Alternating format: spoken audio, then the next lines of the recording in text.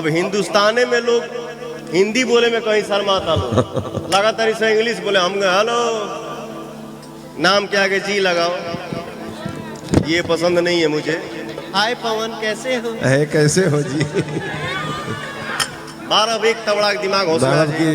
कौन क्या के जी लगाओ। हेलो गाइस, तो गाइस आपको पता ही है पवन सिंह जो कि राइज एंड फॉल में गए हैं, जिनको लेके काफ़ी ज़्यादा चर्चाएं चल रही हैं। और बात करें वोटिंग की, तो जहां सारे लोगों के नेम हैं वहां पवन सिंह के नाम में अगर आप देखेंगे तो पवन जी लगाया गया है। इस चीज़ से लेकर आपको क्या लगता है? पावर स्टार का जलवा काफ़ी ज़्यादा है। और अगर आपने भी अभी तक पवन सिंह को वोट नहीं किया है तो MX प्लेयर पे जाके वोटिंग सेक्शन का जो वोटिंग चालू है, आप पवन सिंह को जाके वोट कर दीजिए और काफ़ी मात्रा में वोट करिए, उनको जिताना ही है इस बार। और बात करें खेसारी लाल यादव की, तो खेसारी लाल यादव ने भी स्टोरी लगा के पवन सिंह को सपोर्ट करने को कहा है। गाइस अभी के लिए इतना ही, मिलते हैं आपको किसी नए वीडियो के साथ, तब तक के लिए चैनल को सब्सक्राइब कर दीजिए।